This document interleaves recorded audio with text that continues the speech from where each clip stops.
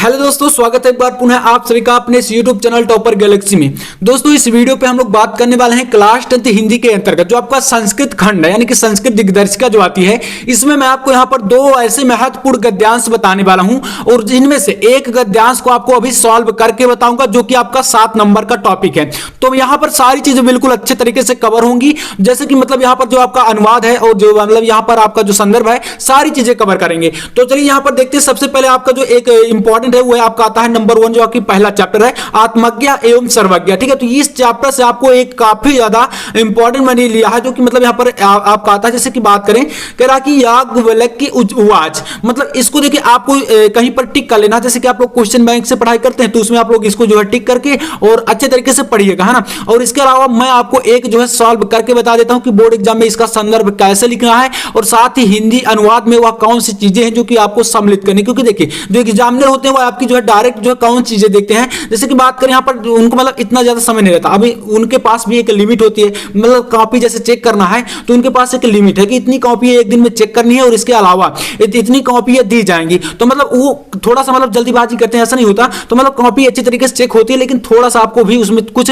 सावधानियां बरतनी होंगी जो कि मतलब आपको अच्छे अंक दिला सके। तो चलिए यहाँ पर पहले हम बात करते हैं मेन पॉइंट की, बाकी ये तो बात की बातें। तो कह रहा कि याज्ञवल्क्य उवाच न व अरे मैत्रेयी पति कामायः पति प्रियो भवति आत्मनस्तु वै कामायः पति प्रियो।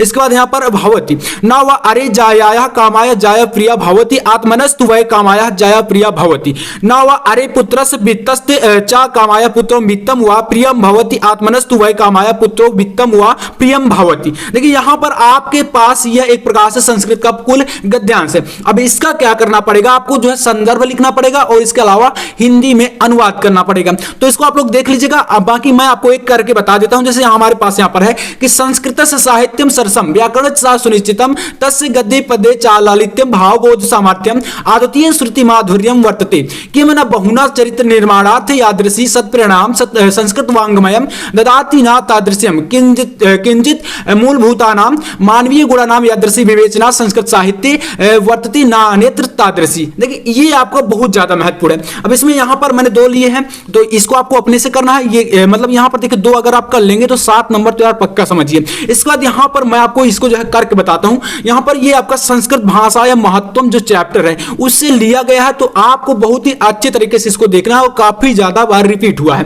कह रहा है कि संस्कृत से साहित्यम सरसम व्याकरण चा सुनिश्चितम तस्य गद्ये पदे चा लालित्यम भावबोध सामर्थ्यम।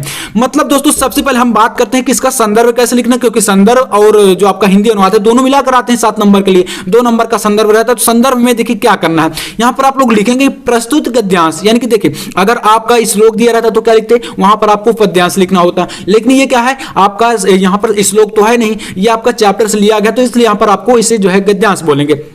तो लिखना है कि हमारी पाठ्य पुस्तक हिंदी खंड के, अब देखिए हिंदी में ही आपका संस्कृत दिग्दर्शिका आता है। ऐसा तो है नहीं कि आपका संस्कृत का जो बुक है वह अलग से है, अलग से नहीं है। ठीक है, तो आपका हिंदी के अंतर्गत ही एक पार्ट है। तो इसलिए लिखेंगे कि हिंदी के खंड संस्कृत दिग्दर्शिका के संस्कृत भाषाया महत्व से लिया गया है। अब अगर आप चाहते हैं तो जैसे मैंने यहां पर क्या किया, ब्लैक पेन से लिख दिया। मतलब आपको कुछ ऐसे पॉइंट होते हैं जो बीच बीच में उनको ब्लैक से कर देना चाहिए, ताकि जब एग्जामिनर आपकी कॉपी को देखते हैं, जैसे आपका आंसर रहेगा वहां पर, तो क्या होता है डायरेक्ट जैसे आपका नीला है ना, नीले से आपने लिखा और ये बीच में आपका ब्लैक रहेगा, तो मतलब ऐसा होता है कि डायरेक्ट उनकी जो नजरें होती हैं वो उन पर पड़ जाती हैं। तो मतलब ये समझते हैं कि हाँ ये आपका सही है। तो मतलब इस प्रकार के पॉइंट को थोड़ा सा आपको अपने से अवेयर करना पड़ेगा, तभी ये चीजें जो हो पाती हैं। अब देखिए अगर आप चाहें तो इसको अंडरलाइन भी कर सकते हैं नीचे से, और अगर आप चाहें तो इसे ब्लैक से लिख सकते हैं, कोई दिक्कत नहीं होगी। बाकी आपको कलरफुल पेन यूज नहीं करना, जैसे इस प्रकार से है ना, तो ब्लैक और ब्लू 2 ही पेन से आपको लिखना है। बाकी आपको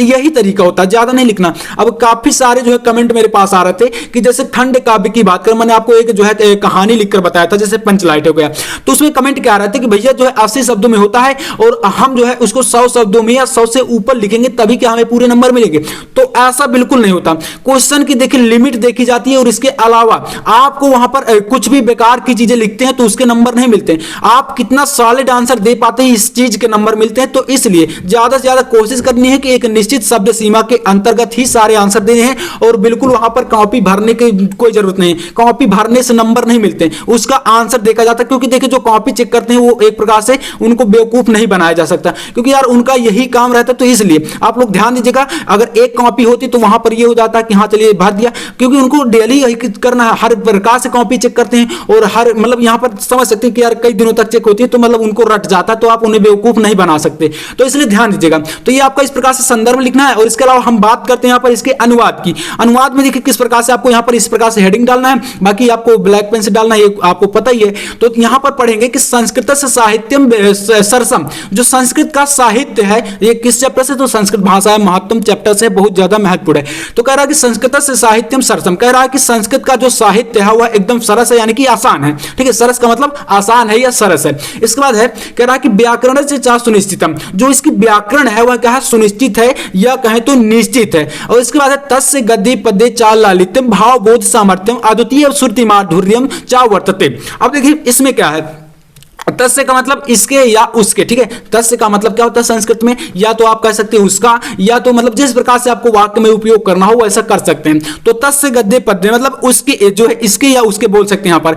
तो इसके गद्य और पद्य में चा ललित मतलब कि चा का मतलब यहाँ पर और। ठीक है, चा का मतलब क्या होता है संस्कृत में और। तो और इसके गद्य और पद्य में लालित्य भावों का जो है स्पष्ट करने की जो शक्ति है वह बहुत ही अनुपम और मधुर है, यानी कि भाव बोध सामर्थ्यम अद्वितीय श्रुति माधुर्य वर्तते। तो मतलब इसमें जो मतलब एक प्रकार से यहां पर लालित्य का मतलब क्या है, प्रसन्नता शब्द से लिया गया है। तो लालित्य भावों को जो स्पष्ट करने की शक्ति है वह काफी ज्यादा अच्छी है और अनुपम है, और श्रुति माधुर्यता मतलब सुनने में काफी अच्छा लगता है ना। तो ये चीजें हैं। इसके बाद यहां पर नेक्स्ट कह रहा है कि किम बहुना, किम बहुना का मतलब यह है कि इससे अधिक और क्या कहें, मतलब एक प्रकार से बहुत ही बढ़ा चढ़ा कर यहां पर वर्णन किया गया है, जो भी चीजें यहां पर बता दी गई। और कह रहा है कि किम बहुना, इससे अधिक हम और भी क्या कह सकते हैं। चरित्र निर्माणार्थ यादृशी सत्परिणाम संस्कृत वांग्मयम ददाति ना तादृशीम किंचित, मतलब यहां पर कह रहा है कि इससे अधिक और क्या कहें, चरित्र के निर्माण के लिए यादृशी जैसी सत्प्रेरणा संस्कृत भाषा देती है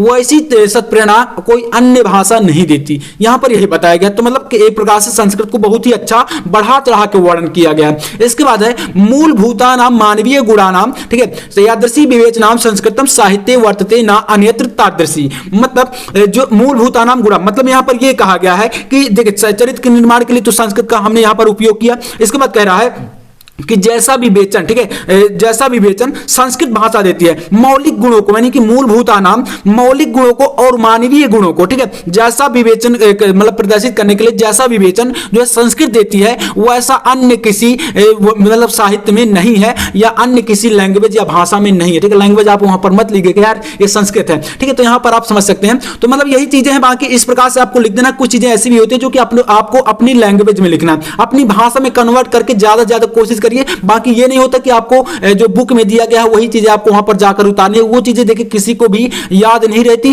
चाहे कोई भी कितना भी टॉपर हो, चाहे कुछ भी हो। ठीक है, कोई कुछ भी कह रहा है कि यार सेम टू सेम हम उतार देंगे, ऐसा कुछ नहीं होता। सभी को अपनी भाषा का इस्तेमाल करना पड़ता है, बस थोड़ा सा समझिए, बस उसके बाद जाकर छाप देना है। तो इस प्रकार से आपको यह दो जो गद्यांश है, ठीक है, बिल्कुल एकदम तैयार कर लेना है, काफी ज्यादा इंपॉर्टेंट है। और बाकी आपको इसके बाद श्लोक की बात आती है, तो श्लोक का एक अलग से वीडियो मैं आपको प्रोवाइड करा दूंगा। तो चलिए उम्मीद करूंगा कि आपको वीडियो पसंद आएगा। वीडियो पसंद आए तो लाइक कर देना और चैनल पर सब्सक्राइब भी कर लेना। मैं आपसे मिलता हूं नेक्स्ट वीडियो में, तब तक के लिए जय हिंद, वंदे मातरम।